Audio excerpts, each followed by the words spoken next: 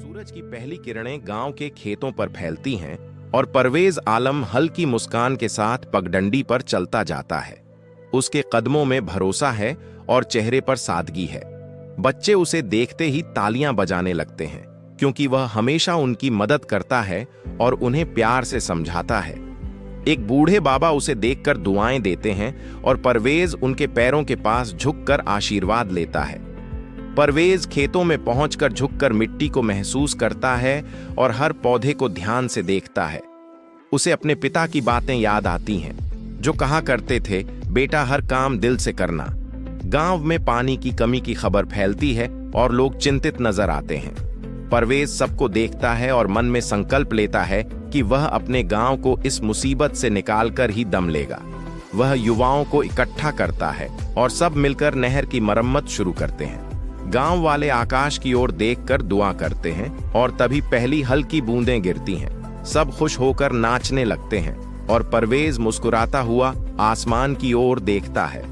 पंचायत की बैठक में लोग उसे सरपंच बनाने की बात कहते हैं, लेकिन वह विनम्रता से इनकार कर देता है। परवेज गांव की एक छोटी लड़की को पढ़ाई में मदद करता है। वह एक बुजुर्ग महिला के टूटे घर को सुधारता है और खेत में काम कर रहे मजदूरों को पानी बांटता है।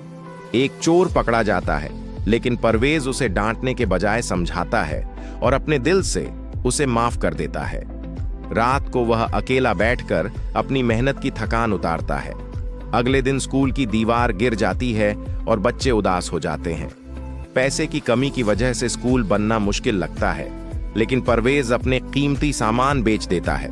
वह खुद ईंटें ढोता है और बच्चे खुशी से नाचते हैं। जब स्कूल की दीवारें फिर खड़ी होने लगती हैं, एक बूढ़ी माँ उसे दुआएं देती है और परवेज की आंखों में चमक दिखाई देती है। खेत धीरे धीरे फिर से हरे होने लगते हैं और गांव में खुशी लौट आती है। गांव वाले परवेज का सम्मान करते हैं और उसकी गर्दन में माला डालते हैं। रात को परवेज अपनी माँ की याद में बैठा आह भरता है।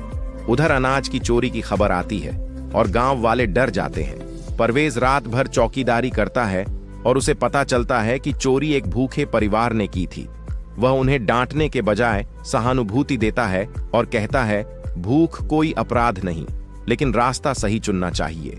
गांव वाले उस परिवार के लिए खाना और कपड़े लाते हैं और एकता की मिसाल पेश करते हैं। अचानक तेज तूफान आता है और कई घरों की छतें उड़ जाती हैं। परवेज बच्चों को पानी के तेज बहाव से बचाता है और उसका हाथ घायल हो जाता है। गांव वाले उसके नाम की मोमबत्तियां जलाकर दुआ करते हैं। अगले दिन वह टूटे घरों को ठीक करवाना शुरू करता है और लड़कियों को पढ़ाई का महत्व समझाता है। एक किसान अपनी बर्बाद फसल देखकर रो पड़ता है और परवेज उसे सांत्वना देता है। वह युवाओं को बुलाकर कहता है कि सब मिलकर उसके खेत की दोबारा बुआई करेंगे। परवेज की तबीयत बिगड़ने लगती है, लेकिन वह किसी को बताता नहीं। बच्चे उसे दवाई लाकर देते हैं और कहते हैं, आप हमारे हीरो हो। कुछ हफ्तों बाद खेत हरे हो जाते हैं और फसल का चमत्कार दिखाई देता है। परवेज गांव में एक शिक्षा केंद्र खोलता है। शहर के अधिकारी गांव आते हैं और उसके काम से प्रभावित होकर पुरस्कार की घोषणा करते हैं। गांव वाले उसे मंच पर सम्मानित करते हैं और फूलों की माला पहनाते हैं। परवेज मंच पर खड़ा होकर कहता है कि असली हीरो कोई अकेला नहीं, बल्कि पूरा गांव है। रात में पूरा गांव दीपक जलाकर खुशियां मनाता है और अंत में परवेज अकेला पगडंडी पर चलता है। सूर्यास्त की रोशनी उसके चेहरे पर पड़ती है और उसकी मुस्कान में संतुष्टि झलकती है। आपको ये छोटी कहानी से कुछ सीखने